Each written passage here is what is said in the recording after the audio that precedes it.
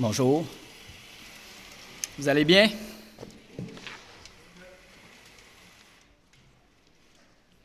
Alors, le chant tout de suite après la prière, nous t'adorons, Seigneur, dans ton temple. Il me semble que ça s'apprêtait bien. Juste tout de suite après la prière, un beau chant d'adoration. En tout cas, moi, ça m'a touché. Ça m'a touché et merci Seigneur pour cela. Il y a 2 semaines, je vous ai parlé de l'usage de la parole. Aujourd'hui, j'aimerais vous entretenir sur la sagesse. Parce que, ça a un certain lien.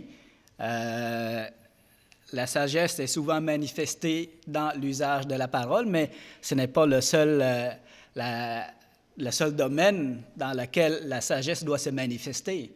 Pour un enfant de Dieu accompli, eh bien, la sagesse doit se manifester dans toute sa personne, à travers de tout son être, dans sa manière de penser, dans sa manière de parler, dans sa manière d'agir ou d'interagir, dans son attitude, dans sa façon d'être et dans ses choix de vie également. Alors, sans plus tarder, j'aimerais demander au Seigneur de bénir. Oui, je te loue, Seigneur Dieu, pour ta parole, Seigneur, parce que en ta parole sont cachés tous les trésors de la sagesse et de la connaissance que nous avons besoin, Seigneur, pour vraiment te connaître ta volonté et accomplir ta volonté, te plaire, Seigneur Dieu, et te glorifier dans notre vie, Seigneur Dieu. C'est là toute la richesse et la gloire et la sagesse auxquelles nous devons nous attacher, Seigneur, toute notre vie, Seigneur. Merci pour cela. Amen. Alors, j'aime bien le verset dans Luc 2, 56. Ce n'est pas une longue phrase, mais ça dit ceci. « Et Jésus croissait en sagesse, en stature et en grâce devant Dieu et devant les hommes. » On sait que le Seigneur, dans sa parole, il nous invite, il nous recommande, il nous exhorte à imiter le Seigneur, à l'imiter. Paul dit dans Corinthiens, « Soyez mes imitateurs, comme je le suis moi-même de Christ. » Et dans Éphésiens, ça dit, « Devenez donc les imitateurs de Dieu comme des enfants bien-aimés. » Et moi, après avoir lu tout ça, là, je lis, « Et Jésus croissait en sagesse, en stature et en grâce devant Dieu et devant les hommes. » Moi, ça venait me chercher, et puis j'avais le désir vraiment de développer cette sagesse et cette grâce en lui. Et ça devrait être notre désir à tous et à chacun. Ça devrait être notre désir à tous et à chacun. Donc, de même que Christ croissait en sagesse, en stature et en grâce, de même nous tous, qui sommes ses enfants, qui sont nés de lui, nous devons grandir dans cette sagesse et dans cette grâce. J'aimerais vous parler ce matin de 2 types de sagesse. Premièrement, la sagesse du monde. Et deuxièmement, la sagesse en Dieu. La sagesse du monde, c'est quoi? C'est une sagesse humaine. Une sagesse qui est terre à terre, qui vient de l'homme et qui se limite à l'homme. Elle ne tient pas compte de la connaissance de Dieu ni de sa souveraineté. Donc, au fond, là, c'est les hommes qui, au fil du temps, à travers les âges, réfléchissent sur ce qui est bien, ce qui est mal, ce qui est bon ou mauvais, ce qui est profitable de faire ou de ne pas faire. Et avec ça, on établit un ensemble de règles morales et de conseils et d'enseignements, tout ce que vous voulez, et on le transmet d'âge en âge aux enfants, aux générations qui suivent.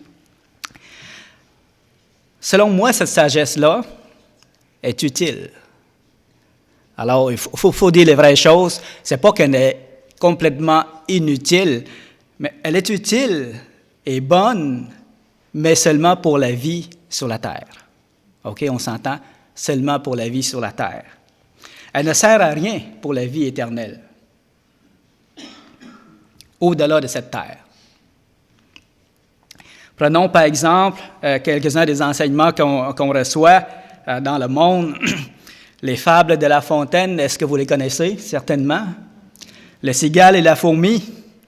C'est qu'est-ce que ça nous enseigne, ça, le cigale et la fourmi? Oui, il faut travailler. Alors, il nous enseigne qu'il faut être travaillant et être prévenant. Pendant que la cigale chantait et s'amusait tout l'été, la fourmi travaillait et ramassait le nécessaire pour faire face au rude hiver qui allait venir. Est-ce que c'est sage? Est-ce que c'est intelligent, cet enseignement-là? Moi, je pense que oui. Puis, même en tant qu'enfant de Dieu, on doit prendre leçon de ça. Puis, c'est une bonne chose. Le lièvre et la tortue, c'est qu'est-ce qu'elle enseigne, elle, cette fable-là? Moi, selon moi, oui, la persévérance. Exactement. Donc, elle nous enseigne qu'avoir la capacité et les dons, ça ne suffit pas si tu le laisses dormir. Comme le lièvre, qui a un don énorme pour la rapidité et la course. OK? Mais dans cette course-là, il ne l'a pas utilisé.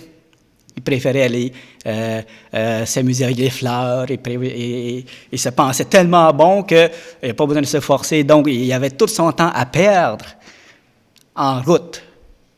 Tandis que la tortue, elle, qui n'a pas beaucoup de capacité en termes de vitesse, elle n'est pas conçue pour la vitesse, la tortue, tandis que le lièvre, oui. Mais même si elle n'est pas conçue pour, l'effort qu'elle a mis, la constance qu'elle a mis dans son travail lui a permis de remporter la victoire. Ouais, je trouve ça tellement génial comme enseignement, comme fable. Le mot fable est comme... En tout cas, c'est comme ça qu'on appelle, mais cet enseignement-là, je trouve que c'est génial. C'est génial. Et on devrait s'en inspirer dans notre vie. Le renard et le corbeau. L'enseignement, je ne sais pas si tout le monde le connaît, mais l'enseignement à travers tout ça, c'est qu'il faut faire attention aux paroles flatteuses. OK? Parce que le renard a flatté le corbeau a laissé échapper son fromage, et puis le renard a dit, « Maître corbeau, apprenez que celui qui flatte vit aux dépens de celui qui écoute. » Cette leçon vaut bien en fromage, sans doute. Alors, il venait de gagner un fromage en flattant le corbeau. Donc, et ainsi de suite. Donc, il y a des enseignements qui sont utiles et bons, mais pour la vie sur terre. Pour la vie sur terre seulement. Ils ne pourront pas nous porter jusqu'au ciel.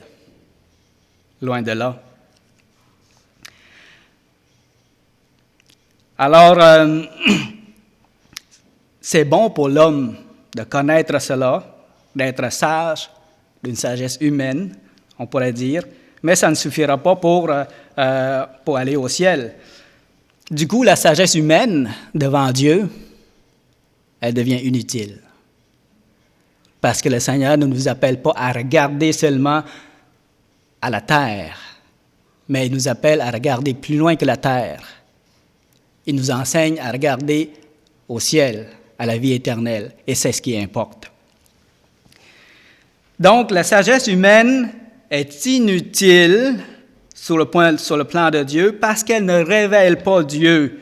Je dirais même que c'est une folie devant Dieu. Parce qu'elle ne révèle pas la souveraineté de Dieu. Parce qu'elle ne passe à côté de la seule vérité, de la grande vérité, qui est l'existence et la souveraineté de Dieu. La seule vérité qu'il ne fallait pas passer à côté. La seule vérité qui vaille la peine d'être considérée. La seule vérité qui conduit à la vie éternelle. Imaginez, une sagesse qui passe à côté de cette vérité-là, c'est une folie devant le Seigneur. Utile pour la terre, mais c'est une folie. Imaginez un homme sage, très sage. Okay? Tous les gens du village vont le conseiller, vont le voir pour lui demander des conseils. Et puis des conseils sur toutes sortes de choses, des conseils pour comment réussir dans la vie, comment prendre telle ou telle décision, des conseils sur le travail, sur la vie de couple, des conseils sur comment élever des enfants, toutes sortes de conseils de la vie. Et puis, imaginez ce sage que ces conseils portent du fruit, okay, selon l'homme. Puis, les gens ne cessent de venir le voir, le consulter, et sa renommée va grandissant. C'est un grand sage à succès. Mais lorsqu'il meurt, il va dans le feu éternel, parce qu'il n'a pas connu Dieu. Alors, à quoi va servir cette sagesse qu'il a? Tout l'éclat de sa sagesse, la splendeur de sa renommée, tout cela ne peut sauver son âme de la mort. Parce qu'il n'a pas connu le Seigneur. Donc, tout cela est une vanité et une folie devant Dieu. À travers les âges, il y a eu beaucoup de sages, de philosophes, d'intelligents qui ont passé dans le monde. Vous en connaissez certainement. On peut penser à Socrate, à Aristote, à Platon, à Confucius, puis Jean de La Fontaine que je venais de nommer. Donc, il y en a eu beaucoup de sages qui ont passé dans le monde. Et à travers ces sages-là, oui, il y en a qui ont trouvé le Seigneur, comme Blaise Pascal, semble-t-il, qui a trouvé le Seigneur, ou il s'est laissé trouver par le Seigneur. Okay? Donc, merci, Seigneur, pour ces gens-là. Mais ce n'est pas tous les sages qui ont trouvé Dieu. Donc, tous ces sages-là, tous ces philosophes-là, de grande renommée, imaginez, là, quelqu'un qui a vécu avant le Seigneur Jésus, puis de qui qu'on parle encore, qu'on enseigne encore dans nos cégeps, dans nos universités, c'est une grande renommée. Mais tous ces sages-là, tous ces philosophes-là qui n'ont pas accepté le Seigneur, eh bien, ils descendront dans la fosse, dans les ténèbres et dans le feu éternel. C'est triste à dire, c'est triste à dire. Tout l'éclat de leur sagesse et de leur renommée disparaissent comme la vapeur, comme de la fumée. J'aimerais lire quelques versets de la parole qui nous parle de la sagesse humaine. Dans Ésaïe 5, 20, ça dit ceci.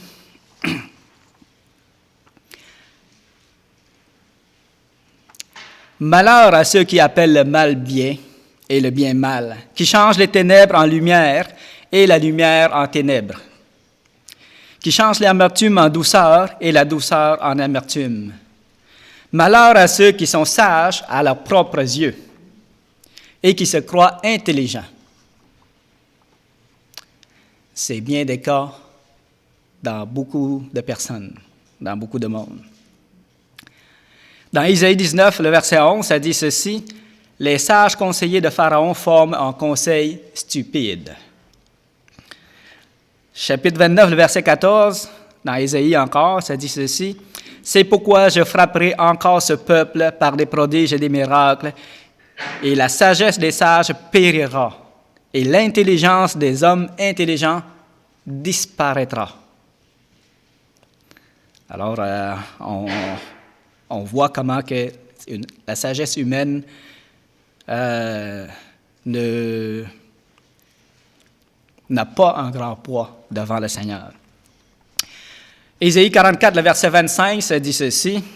« Et je proclame insensés les devins, je fais reculer les sages et je tourne leur science en folie. » Et dans Jérémie, le chapitre 8, le verset 9, ça dit ceci. Les sages sont confondus, ils sont consternés, ils sont pris. Voici, ils ont méprisé la parole de l'Éternel. Et quelle sagesse ont-ils?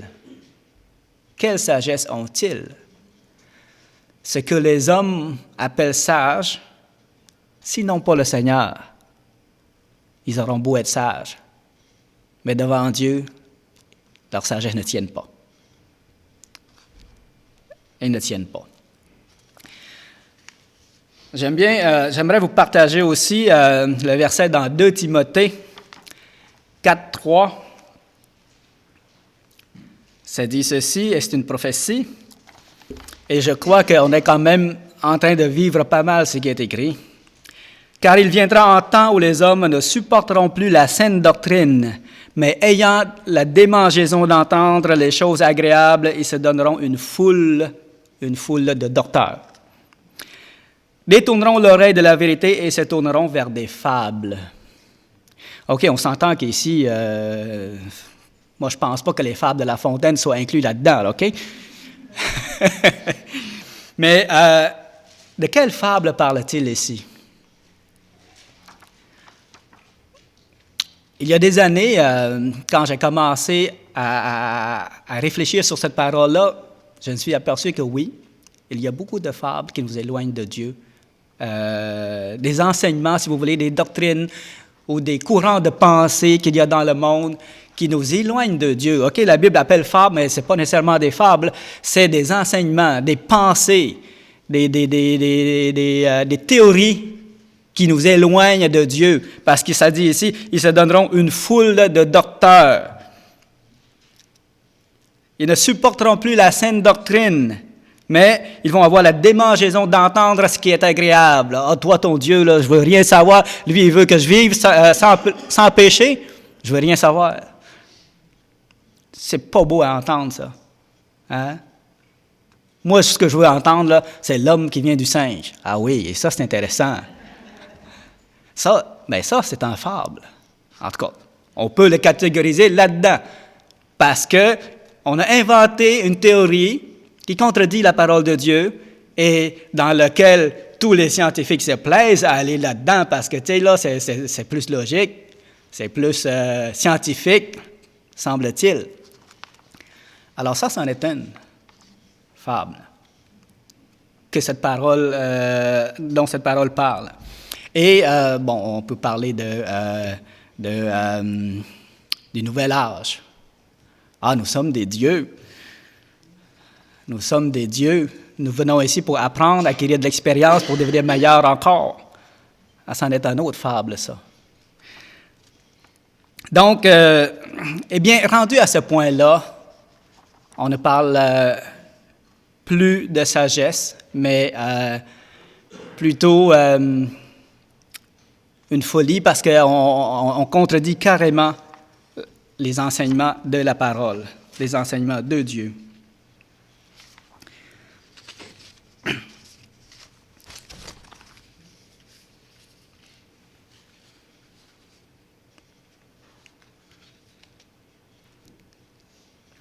Donc, on a vu qu'aucune sagesse ne peut sauver l'homme de la mort, parce qu'il n'y a pas de poids devant Dieu. Donc, toute sagesse humaine et toutes les connaissances de la terre ne peuvent sauver l'homme de la géhenne. Pourquoi? Parce que Jésus a dit, « Je suis le chemin, je suis la vérité, et je suis la vie, et nul ne vient au Père que par moi. » Alors, il est le seul chemin, la vérité et la vie. Et une sagesse qui exclut le Fils de Dieu est une folie. On s'entend là-dessus. Dans Acte 4, le verset 12, ça dit ceci, « Car il n'y a de salut en aucun autre que Jésus, car il n'y a sous le ciel aucun autre nom qui a été donné parmi les hommes par lequel nous devions être sauvés. » OK, moi, je préfère être simple d'esprit et avoir Christ dans ma vie qu'être un homme intelligent selon le monde, ayant beaucoup de bacs et de diplômes et de maîtrises, puis périr dans la géhenne.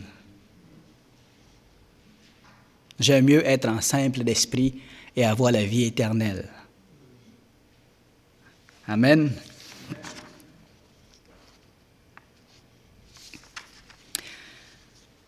Donc, aucune sagesse humaine ne peut nous élever jusqu'au ciel. peu importe la grandeur, peu importe la splendeur, parce qu'elle elle n'inclut pas la connaissance de Dieu. Puis c'est à ce moment-là que j'aimerais vous parler de la sagesse en Dieu. Le Seigneur, qu'est-ce qu'il dit à propos de cela? Il dit, la crainte de l'Éternel est le commencement de la sagesse. Wow! La crainte de l'Éternel est le commencement de la sagesse.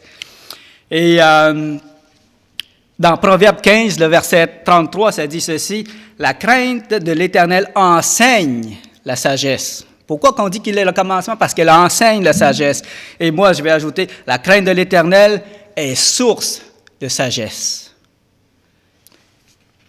Source de toute sagesse véritable.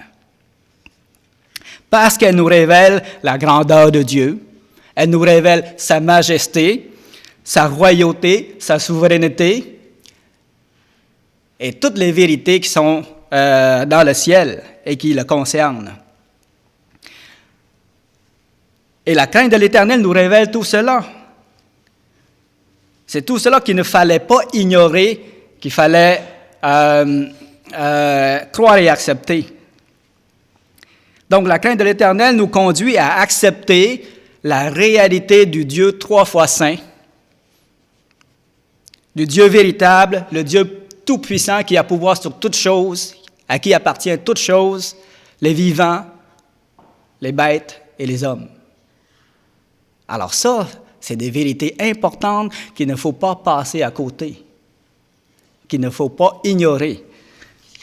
Et la crainte de l'Éternel nous introduit dans ce domaine-là.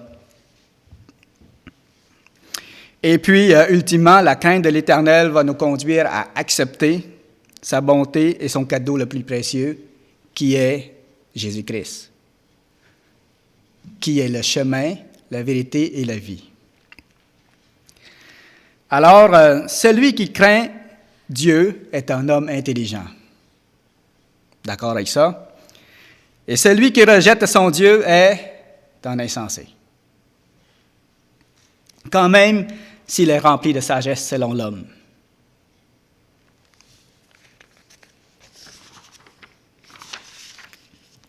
La crainte de l'Éternel celui qui craint l'Éternel fait du bien à son âme, mais celui qui ne craint pas Dieu, qui le rejette, court à sa perte.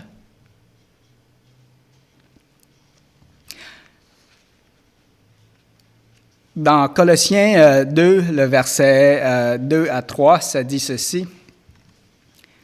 Si vous voulez tourner puis lire avec moi.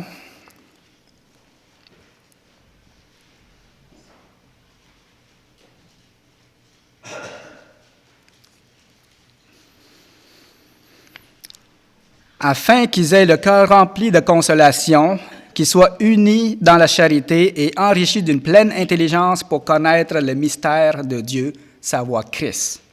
Mystère dans lequel sont cachés tous les trésors de la sagesse et de la science. Ici, il dit vraiment tous les trésors de la sagesse et de la science. Et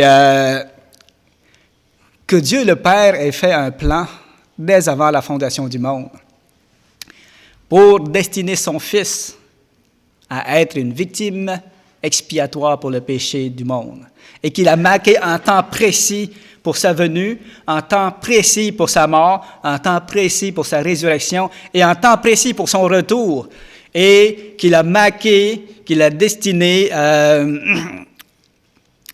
les hommes, qu'il s'est choisi un peuple parmi les nations, d'entre les nations, pour former un peuple saint qui va le servir, qui va le glorifier, qui va vraiment comprendre la vérité de sa parole, de sa grandeur. Bien, c'est une grande sagesse, une sagesse insondable. Pourquoi le Seigneur a-t-il choisi cela? Pourquoi n'a-t-il pas choisi un autre moyen pour sauver les pécheurs? Je l'ignore. Je l'ignore. Il a décidé que ce soit comme ça.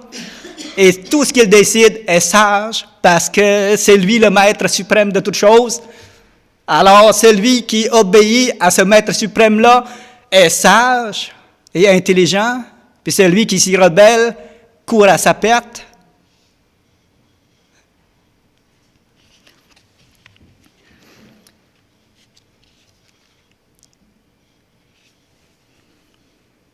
Donc, celui qui rejette Christ commet la pire folie. Il commet la pire folie. Parce qu'il aura rejeté tous les trésors de la sagesse cachée en lui. Parce qu'il aura rejeté la plus grande vérité auquel il ne fallait pas rejeter, mais il va l'avoir rejetée. Et celui qui accepte le Seigneur Jésus commence à découvrir tous les trésors de la vie éternelle cachée en lui. Donc, la crainte de l'Éternel est importante, est essentielle, mais elle n'est que le commencement de la sagesse. Elle n'est que le commencement. Parce que celui qui ne craint pas Dieu n'est pas sage. N'est pas sage. Mais celui qui craint Dieu commence à être sage. Il ne fait que commencer. Vous savez comme moi que à partir de maintenant, il y a beaucoup de chemin à faire encore dans notre marche chrétienne, dans la sagesse de Dieu.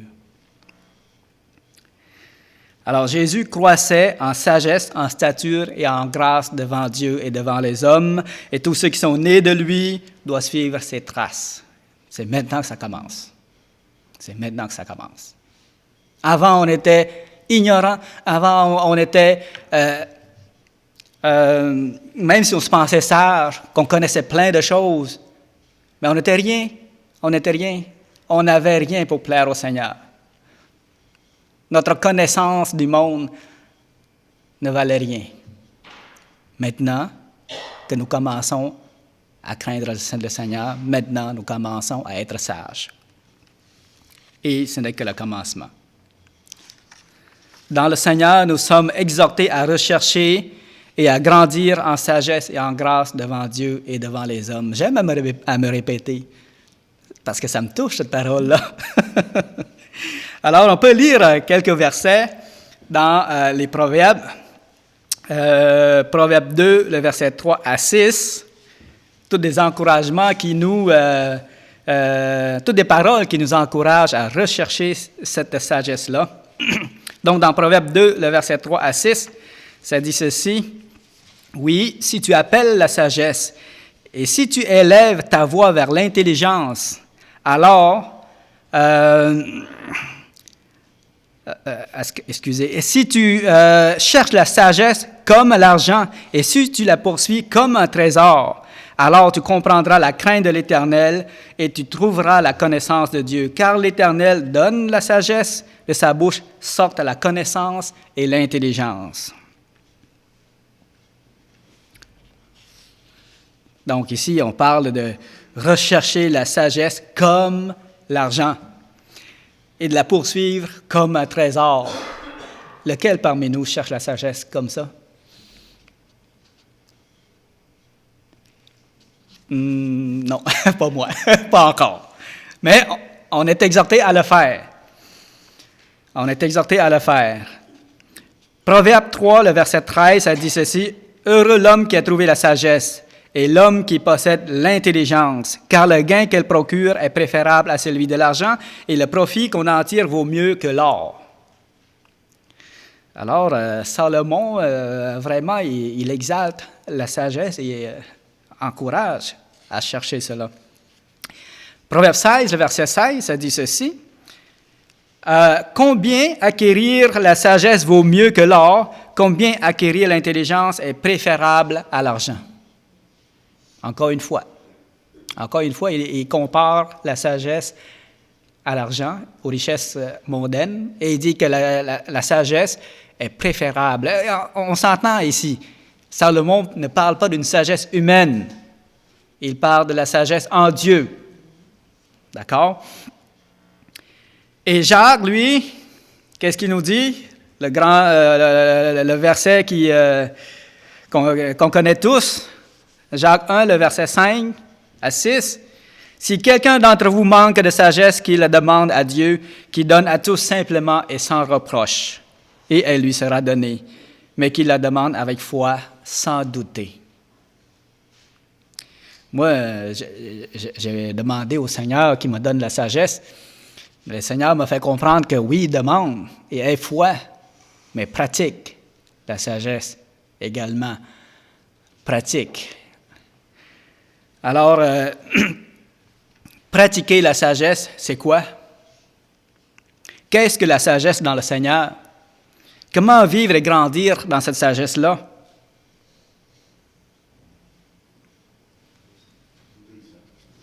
L'obéissance, exactement. C'est l'obéissance. Parce que la Bible dit, la connaissance enfle, mais la charité édifie. La connaissance enfle, puis si on la pique, elle pète, comme une balloune. OK? Mais la sagesse, ce n'est pas seulement de connaître, mais de pratiquer également. Donc, en premier lieu, pour grandir dans cette sagesse-là, dans le Seigneur, ce que je pense, c'est qu'il faut être rempli de la connaissance de Dieu et de sa parole. Dans Colossiens 1, le verset 9 à 10, si vous voulez, on peut tourner puis lire ensemble. Colossiens 1, 9 à 10.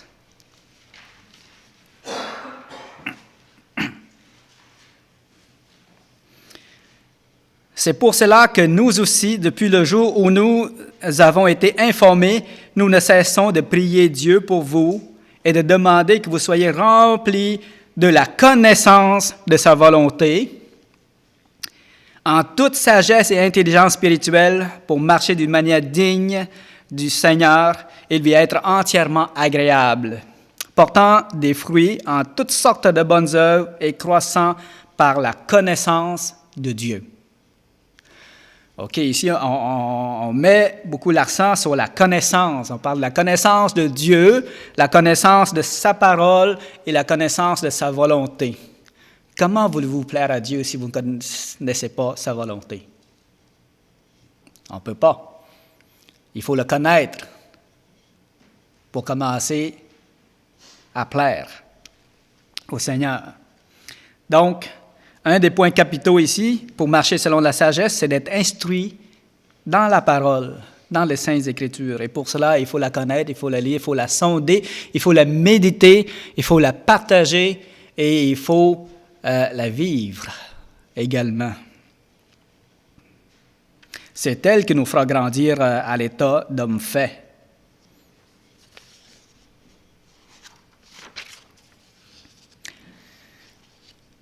Donc, on parle de connaissance.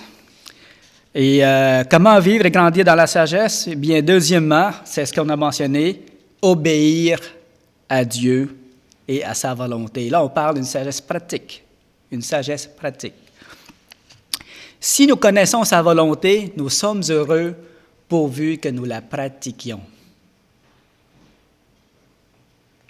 Celui qui n'obéit pas à son Dieu commet un acte insensé et fait preuve de manque de sagesse. Celui qui obéit à Dieu, au contraire, est comme un arbre planté près d'un courant d'eau. Il portera beaucoup, beaucoup de fruits.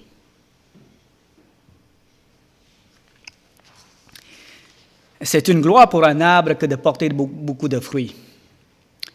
Désirez-vous porter du fruit? Dans Jean 15, si vous portez beaucoup de fruits, c'est là que mon Père sera glorifié. Un arbre sec est près de mourir. Il perd tout son éclat, toute sa splendeur et toute sa gloire. Alors celui qui obéit à Dieu est comme un arbre planté près d'un courant d'eau. C'est un homme intelligent parce qu'il fait la meilleure chose à faire sur cette terre. Obéir à Dieu, là, c'est la meilleure chose qu'on puisse faire sur cette terre. On ne le fait pas toujours, même si on sait que c'est la meilleure chose, parce qu'on est humain. Et le Seigneur nous exhorte vraiment à marcher dans l'obéissance. Et bien entendu, il pardonne nos manquements, nos fautes. Et c'est pour cela qu'il est venu d'ailleurs.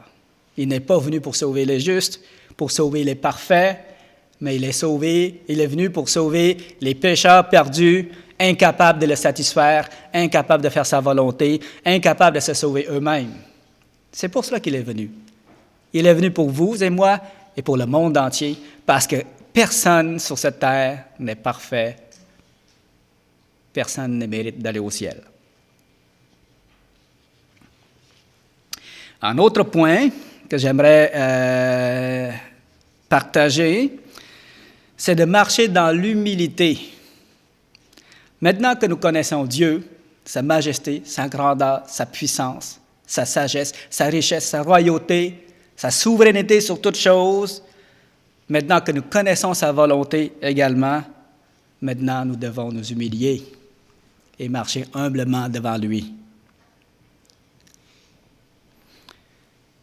Celui qui est orgueilleux n'est pas sage. Mais celui qui est humble, qui marche humblement, qui reconnaît sa petitesse, est vraiment sage et intelligent devant le Seigneur. Parce que l'orgueil est une folie devant Dieu. Hein? L'orgueil est une folie devant Dieu. Il a dit, celui qui s'élève sera abaissé et celui qui s'abaisse sera élevé.